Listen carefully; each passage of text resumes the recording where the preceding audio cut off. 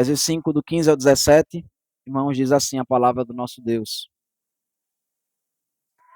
Portanto, vede prudentemente como andais, não como nécios, e sim como sábios, remindo o tempo, porque os dias são maus.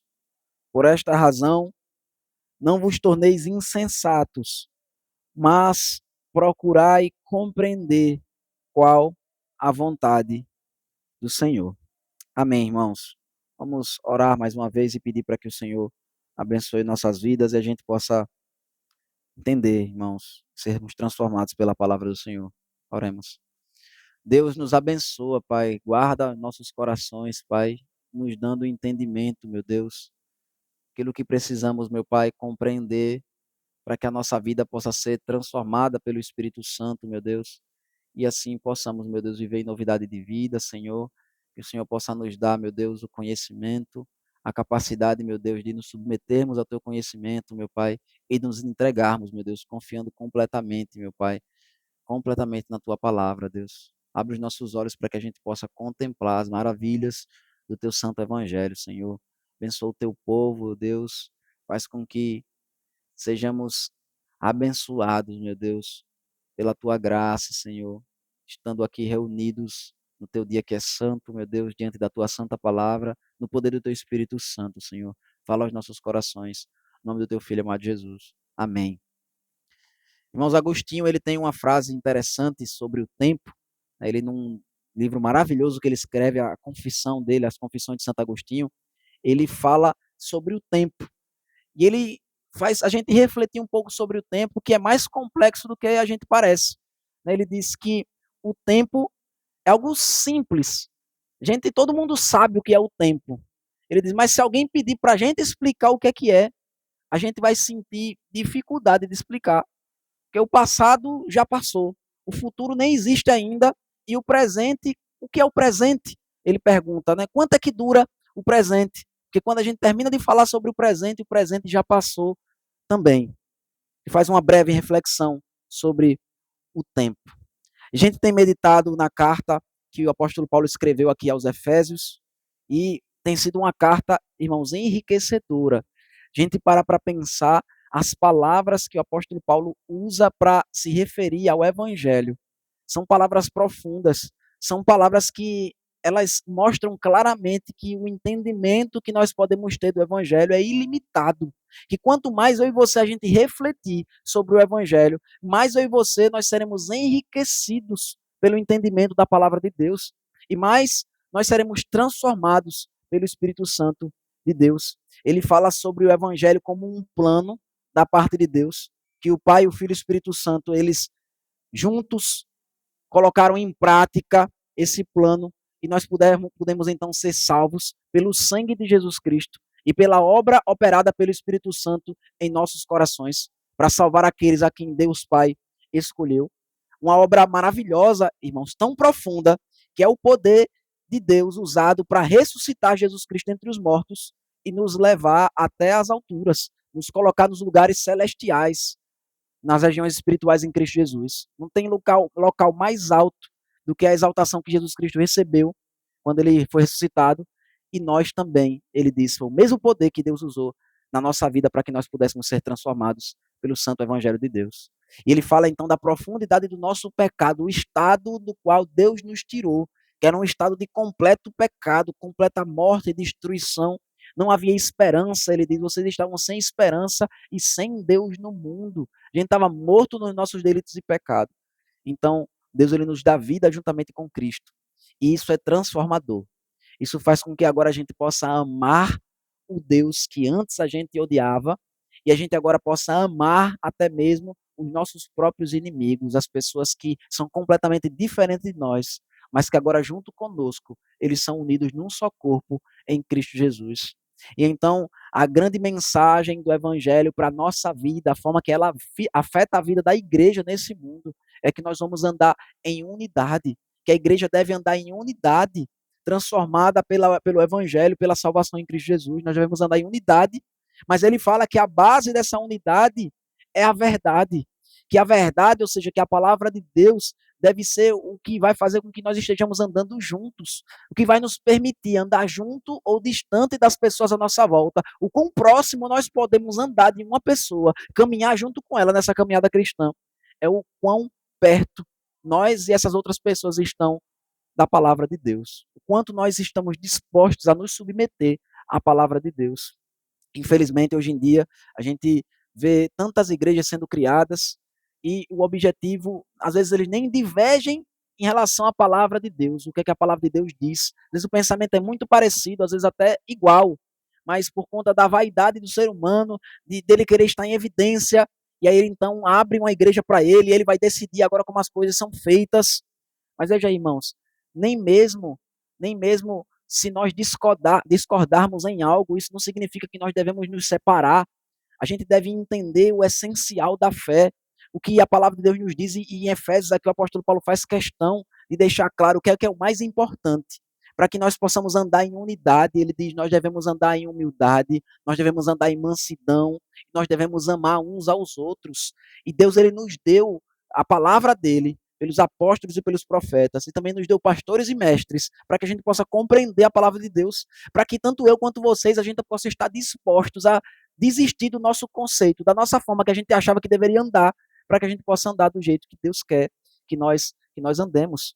E ele diz então, para que a gente não possa andar vagando pelo vento de doutrina, mas a gente possa crescer, amadurecer, estando arraigados e alicerçados no evangelho do Senhor Jesus Cristo. Então ele diz que isso vai transformar a nossa vida como um todo. Vai fazer com que a gente abandone as velhas práticas e a gente agora ande em novidade de vida como novo homem criado em Cristo Jesus, em retidão e justiça procedentes da verdade. E aí então ele vai falar em várias áreas da nossa vida como nós devemos viver. Ele diz em relação à mentira que nós devemos abandonar, e agora então nós devemos falar a verdade uns para com os outros. Ele fala então a nossa forma de viver com os outros homens, que nós devemos viver trabalhando e servindo uns aos outros, ao invés de sermos egoístas e sermos preguiçosos e queremos furtar aquilo que não nos pertence. Ele fala até mesmo das nossas palavras, como nós devemos falar. Ele diz que nós devemos falar palavras que transmitem graça para a edificação. Ele fala então que nós devemos não ter amargura, não estarmos amargurados. Pelo contrário, nós devemos perdoar uns aos outros, assim como Deus nos perdoou. Ou seja, o evangelho vai mudar a nossa perspectiva a respeito de tudo. Ele fala a respeito da imoralidade sexual que controlava o mundo, de certa forma, na época que o apóstolo Paulo vivia, e que talvez controle muito mais o mundo em nossa época. E ele diz que nós, como cristãos, devemos estar libertos disso. A gente deve arrancar da nossa vida qualquer resquício de imoralidade sexual. E aí, então, nós vimos na semana passada que nós devemos viver como luz e não como trevas. Ele faz essa oposição entre as trevas e a luz, e que a luz ela vai resplandecer sobre as trevas, assim como Cristo, irmãos, ele brilhou da parte de Deus aqui nesse mundo, que eu e você, nós devemos com a nossa vida manifestar as obras das trevas, nós devemos viver entendendo que nós estamos numa guerra e que nós precisamos batalhar, não com armas necessariamente, mas que as nossas armas não são carnais, mas espirituais. E que nós possamos então viver dessa forma, irmãos. E agora ele vai nos dar mais direcionamentos para que a gente possa então viver dessa forma que agrada a Deus. Ele diz no versículo 15, portanto, ou seja, diante disso que eu falei para vocês, de que a gente vai viver como trevas, ou como luz e não como trevas, de que a gente vai despertar, vai se levantar dentre os mortos e Cristo vai nos iluminar. Ele diz, portanto, diante disso tudo, ele diz, vede prudentemente como andais. Ou seja, eu e você, nós devemos viver a vida de um modo muito específico e cuidadoso. Parem para pensar se há tanta coisa destrutiva nesse mundo, se as trevas estão espalhadas por esse mundo, se eu e você, a gente vive num mundo controlado por tantos pecados, em que Satanás é o príncipe desse mundo, o príncipe da potestade do ar, e eu e você, nós estamos inseridos nessa realidade. Nós devemos lembrar do nosso objetivo aqui nesse mundo. Veja, ele diz, vocês vão andar de um modo prudente, ou seja, de um modo cuidadoso. Ou seja, é como se eu e você, a gente estivesse vivendo num campo minado. A gente está em guerra, irmãos, contra Satanás e as hostes das trevas. E eu e você, então, a gente não pode dar um passo em falso. Eu e você, a gente não pode viver de qualquer forma nesse mundo, como se a gente não tivesse em guerra, como se a gente estivesse vivendo tempos de paz. Ele diz: olhem, vejam e andem de modo prudente, ou seja, de um modo cuidadoso, de um modo muito preocupado. A gente deve refletir sobre tudo aquilo que nós temos feito, tudo aquilo que nós temos falado, as coisas que passam pela nossa mente. Nós devemos refletir sobre tudo isso, para que a gente possa, de fato, estar andando de um modo prudente. E ele diz: como é esse modo prudente de andar? Ele diz: não como nécios, e sim como sábios. E aqui então ele vai usar a linguagem de sabedoria do livro de Provérbios, ele vai usar a linguagem do Antigo Testamento. O livro de Provérbios é praticamente um grande contraste entre a vida do sábio e a vida então do nécio, do insensato, do homem que não considera as coisas de Deus. Ele diz então: a forma prudente de se viver é uma forma sábia, não é uma forma nécia. E perceba que os nécios, eles não necessariamente são pessoas que rejeitam completamente a palavra de Deus. E o nécio não é necessariamente também alguém que não tem o entendimento da palavra de Deus. O nécio, ele vai ser manifestado de várias formas diferentes no livro de Provérbios. E em alguns momentos, ele vai ser manifestado como alguém que não tem domínio próprio. Em alguns momentos, ele vai ser alguém que age sem refletir. E aqui, provavelmente, é mais especificamente sobre isso que o apóstolo Paulo está falando, porque ele está falando sobre a gente andar de modo prudente e não andar como os nécios.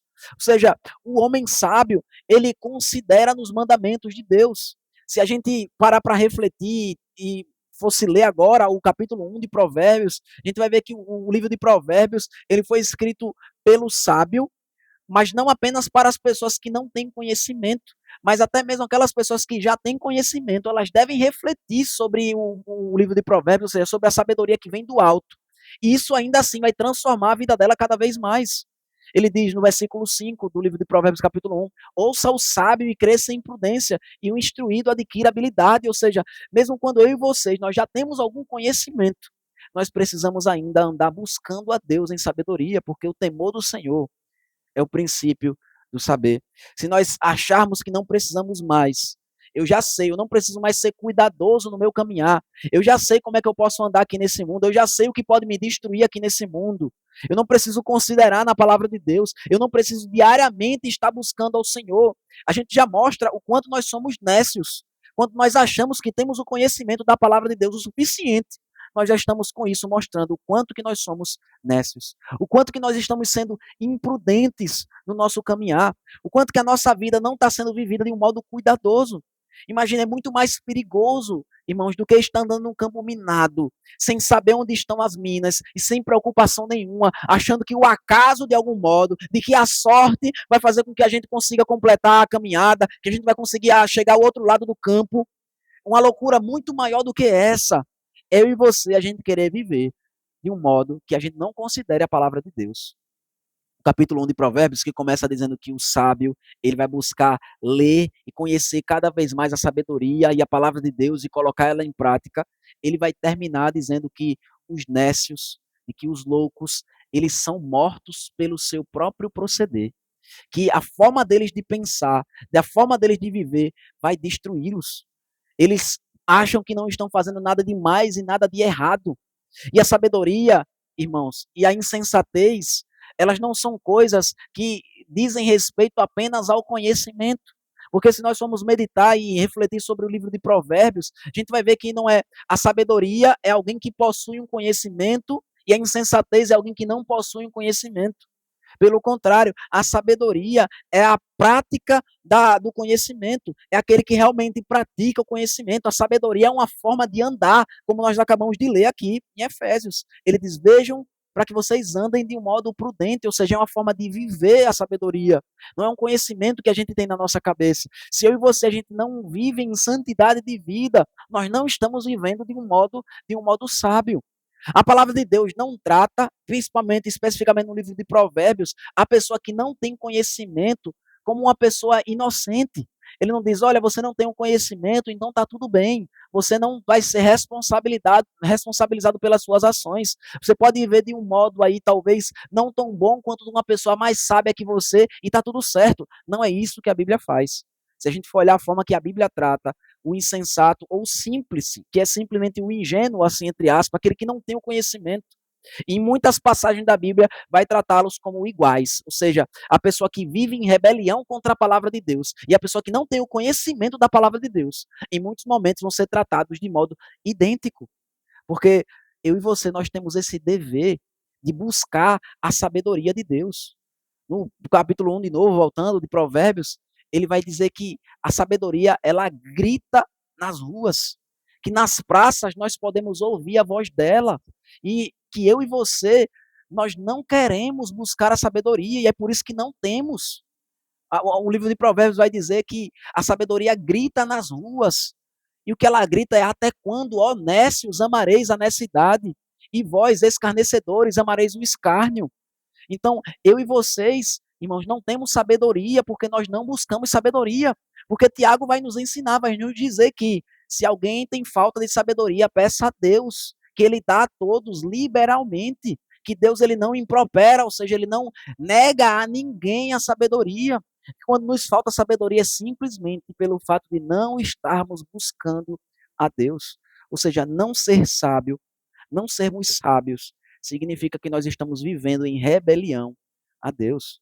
E, de novo, por isso que a sabedoria não é um grau específico de conhecimento, mas é a capacidade que eu e você a gente tem de discernir a verdade do erro, de buscarmos colocar a vontade de Deus em prática em nossas vidas.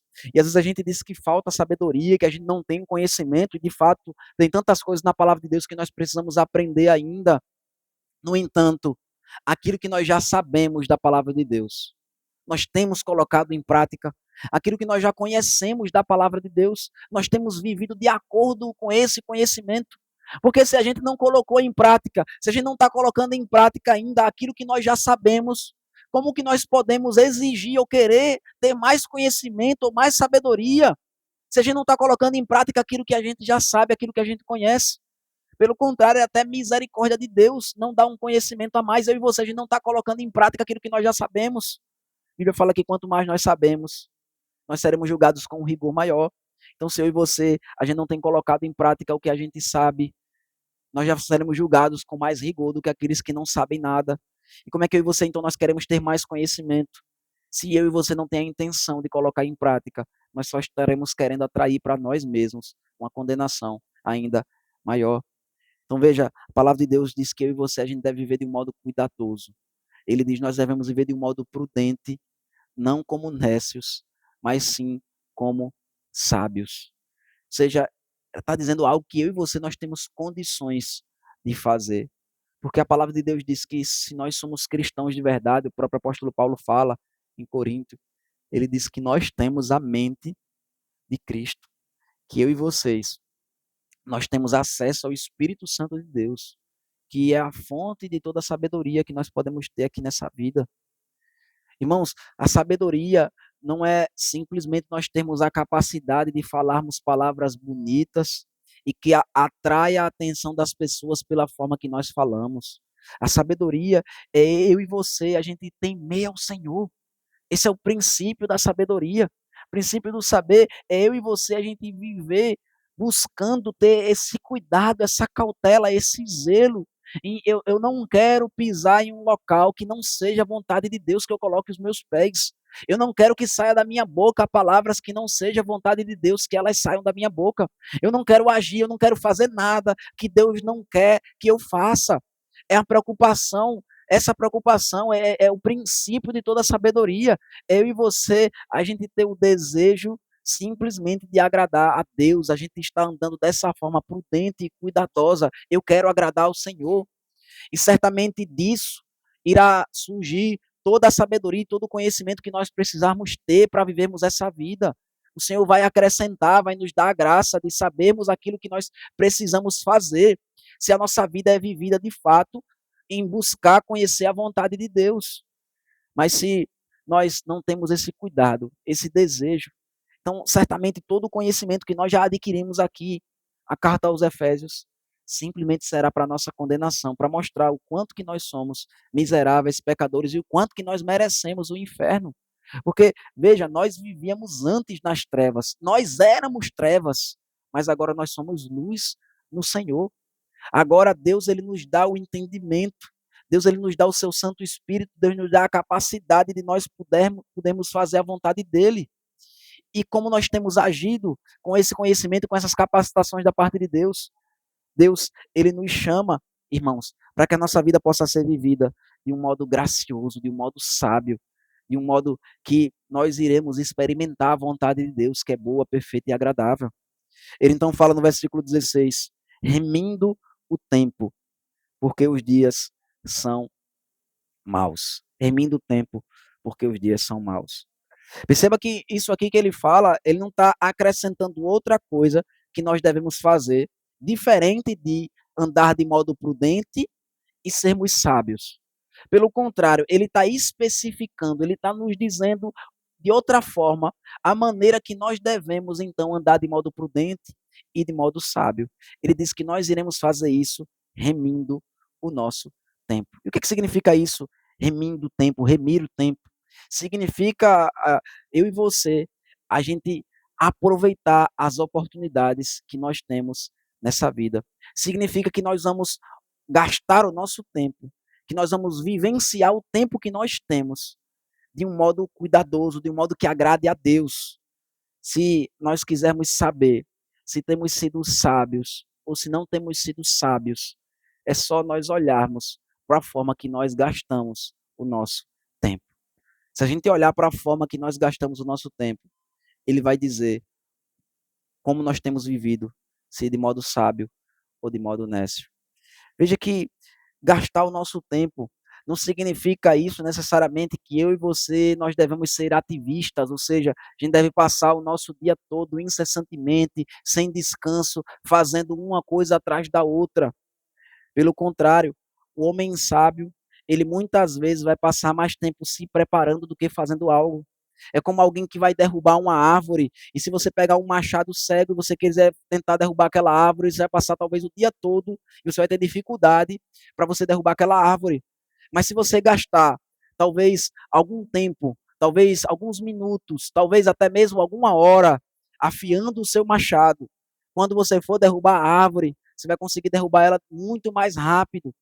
Então, eu e vocês, nós devemos usar o nosso tempo de modo sábio e prudente. Muitas vezes eu e vocês a gente quer fazer tanta coisa, sendo que eu e você a gente não buscou no Senhor afiar a nossa mente e o nosso coração para que a gente pudesse executar aquilo de um modo que agrade a Deus. E a gente vai então ficar dando murro em ponta de faca. A gente vai tentar viver essa vida na nossa própria sabedoria. A gente vai tentar fazer coisas que, se a gente tivesse parado para refletir, se a gente tivesse parado para andar de um modo prudente, talvez a gente não estivesse fazendo metade das coisas que nós estamos fazendo agora. Mas a outra metade que nós estaremos fazendo, pouquíssimas coisas talvez, mas estaremos fazendo com muito mais capacidade de agradar a Deus, com muito mais amor pelo Senhor, muito mais zelo, muito mais capacidade de fazer aquilo que agrada ao Senhor. E é tão triste, porque se formos olhar para a nossa vida, nós iremos perceber que a gente está fazendo o contrário do que a palavra de Deus nos ordena. Porque a palavra remir significa resgatar, ou seja, você é como se você estivesse comprando algo. É óbvio que a gente não tem, uma das poucas coisas na vida, talvez, que o dinheiro não compra, é o tempo. A gente não pode recuperar um tempo que já passou. A gente não tem como vivenciar um tempo passado. No entanto, no entanto, eu e você agora a gente pode viver de tal modo que demonstre que, se eu e você a gente pudesse voltar no tempo, a gente teria feito coisas completamente diferentes. Muitas vezes a gente se lamenta pelo nosso passado, mas a forma que a gente está vivendo hoje não demonstra tanto lamento assim. A gente diz, se eu pudesse voltar no tempo, eu tinha passado mais tempo com a família, mas aí agora a gente não está também gastando o tempo que deveríamos estar gastando com a família. Eu queria tanto já ter lido a Bíblia não sei quantas vezes, mas aí hoje eu não estou lendo a Bíblia do modo que eu realmente demonstre que eu queria ter tanto conhecimento assim da palavra de Deus. E a gente então coloca tantas coisas na nossa cabeça, e a gente olha para o passado com arrependimento, aparentemente é arrependimento, mas na verdade é só hipocrisia da nossa parte, porque nós não temos vivenciado o tempo que nós temos agora, do modo que Deus quer que nós vivenciamos. O tempo que ele está falando aqui é cada ocasião que nós temos. E perceba que isso é algo maravilhoso que Deus faz, porque nesse momento aqui agora, Ninguém vai ter condições de fazer aquilo que só eu e você a gente pode fazer nesse momento aqui. Só eu e você, nós podemos em cada momento da nossa vida dar a glória a Deus, que pode ser dada pelas nossas vidas, pelas capacidades que Deus tem nos dado. Veja, outras pessoas talvez tenham muito mais capacidade do que nós de fazer tantas coisas para a glória de Deus, mas ninguém tem a capacidade de, nesse momento, na nossa vida, fazer aquilo que só nós podemos fazer para a glória de Deus. Isso vai desde as coisas mais simples até as coisas mais profundas. Isso vai desde a gente varrer, a gente cozinhar, a gente fazer qualquer coisa, até a gente proclamar o evangelho para alguém. Todas as coisas que Deus quer que nós façamos. Veja, se a vontade de Deus para a minha vida for dedicar simplesmente a minha vida para a minha família, pregando o evangelho para eles, e eu quiser ir para outro país para proclamar o evangelho para as multidões, para tantas nações, eu vou ter feito aquilo que não era a vontade de Deus para a minha vida. Veja, o famoso evangelista Billy Graham foi perguntado se ele pudesse voltar no tempo, o que é que ele faria? Ele que pregou para tantas pessoas ao redor do mundo, e ele diz: eu teria passado mais tempo em casa, eu teria passado mais tempo com a minha família. Vejam, irmãos, que não é o tamanho daquilo que nós fazemos aos olhos dos homens, mas é o que Deus quer que nós façamos. E eu e você, nós só teremos a sensibilidade para saber o que realmente Deus quer de nós, se nós estivermos andando de um modo prudente. Veja, a palavra de Deus, ela pode não ser específica em muitas coisas. Por exemplo, o livro mesmo de Provérbios, ele vai dar princípios para nós vivermos. Não vai dizer como nós devemos agir em cada situação específica, de modo específico e detalhado. Mas quando eu e você, nós estamos buscando fazer a vontade de Deus, irmãos. Quando eu e você, nós estamos com a mente e o coração voltados a nos submetermos à palavra de Deus, até mesmo esses detalhes, nós estaremos sensíveis para saber o que Deus quer que nós façamos, mesmo nas coisas mais específicas. Eu e você, a gente pode não ter certeza absoluta de como Deus quer que nós vivamos cada segundo da nossa vida, mas eu e você, nós podemos ter certeza de que se estivermos buscando ao Senhor e buscando viver cada momento segundo a vontade de Deus, o Senhor vai nos revelar cada vez mais, vai se agradar em nos conduzir pela sua providência a forma que Deus quer que nós vivamos. Eu e você, então, a gente vai poder viver de um modo que agrade a Deus. Veja, ele diz que a gente deve remir o nosso tempo, ou seja, a gente aproveitar as oportunidades, a gente deve gastar o nosso tempo, investir os nossos pensamentos, aproveitar cada momento e oportunidade que nós temos para viver para a glória de Deus. Ele diz, porque os dias são maus. Nós não vivemos em qualquer momento. Quando ele fala que os dias são maus, é óbvio que o apóstolo Paulo ele não teria condições, ele não está vivendo em cada época da vida, ele não está vivendo em cada momento, mas a palavra de Deus ela é atemporal, ela foi escrita para que qualquer pessoa pudesse ler em qualquer momento do tempo. Então o que é que significa isso? Porque os dias são maus. Ele está falando só dos dias deles, ele está falando dos nossos tempos aqui agora, porque nós temos a tendência de pensar que o nosso tempo é pior do que todos os outros. Quando, na verdade, a palavra de Deus ela fala de modo muito claro que o período entre a primeira e a segunda vinda de Cristo é a plenitude dos tempos, o tempo em que Deus ele entregou o seu Filho para que ele pudesse salvar o mundo e que depois desse tempo nós iríamos passar por tribulações de um modo mais aprofundado do que as tribulações que existiam antes de Cristo vir, de que dia após dia é, vai se intensificando a perseguição ao evangelho e que eu e você, cada dia mais que passa, irmãos, nós estamos perdendo oportunidades de glorificar a Deus, oportunidades que talvez nunca mais teremos, as mesmas de fazer aquilo que nós poderemos fazer agora para a glória de Deus. Então nós não devemos viver de um modo que pensa assim, eu não fiz isso agora, mas daqui a pouco eu vou poder fazer, depois Deus vai me dar outra oportunidade de eu fazer aquilo. Não, a gente deve viver cada momento como se fosse o último. A gente deve vivenciar cada oportunidade como se fosse a única de nós fazermos para a glória de Deus, porque nós não sabemos quanto tempo nós teremos aqui nesse mundo. Os dias são maus e as oportunidades que nós temos são únicas. Se eu não glorificar a Deus agora, nesse momento, eu nunca mais vou poder dar aquela glória que eu poderia dar naquele momento a Deus. Talvez eu tenha outra oportunidade de glorificar a Deus, mas aquela oportunidade foi perdida. Eu não devo viver dessa forma, porque os dias são maus. Ele então termina no versículo 17 dizendo por esta razão, ou seja, já que os dias são maus, Ele diz: não vos torneis insensatos, mas procurai compreender qual a vontade do Senhor. Perceba que ele intensifica aquilo que ele estava falando antes. No versículo 5, ele fala para que a gente possa andar de um modo prudente, não como nécios. Mas agora ele usa uma palavra mais forte que é usada no livro de Provérbios. Ele usa a palavra insensatos. Ou seja, dentro da reflexão que ele fez, ele diz: olha, vocês percebem por que, que a pessoa que não tem conhecimento e a pessoa que vive de modo completamente contrário à palavra de Deus, aquele que aparentemente é inocente e aquele que vive de um modo completamente contrário à palavra de Deus, vocês percebem como eles são a mesmo tipo de pessoa? Porque como é que pode você saber que você vive num tempo perverso, você saber que o mundo jaz no maligno, você saber que você está numa zona de guerra, você saber que Satanás ele quer levar almas para o inferno, ele quer destruir as nossas próprias almas. E eu e você, nós vivermos como se não estivesse acontecendo nada. Eu e vocês, nós vivermos aqui nesse mundo como se o mundo fosse um lugar para nós descansarmos de modo tranquilo o tempo todo. Ele diz, aí você percebe que a sua ignorância, ela revela a sua insensatez. Porque você, ao invés de refletir como a vida é difícil, nós sabemos, quando nós somos confrontados com algumas coisas nessa vida, o quanto que é doloroso, o quanto que é angustiante. Quando nós somos confrontados com a morte de alguma pessoa próxima, quando nós somos confrontados com uma doença repentina que destrói a nossa vida ou a vida de alguém que está à nossa volta. A gente é levado a pensar, a refletir, a perceber o quanto que a vida ela é dura, o quanto que esses dias são maus, o quanto que essa vida não é esse mar de rosas que as pessoas muitas vezes querem pintar que ela é, o quanto que nós temos de dificuldade nessa vida. E a própria palavra de Deus em Eclesiastes vai dizer que nós devemos, é melhor para nós a gente ir para um velório do que a gente ir para uma festa, porque a gente é levado a refletir. E veja, quando a gente reflete nessas coisas, a gente não deveria, não teria como a gente voltar para a nossa vida e continuar vivendo como se tivesse tudo bem. Não é tudo bem, não está tudo bem. Tem pessoas indo para o inferno.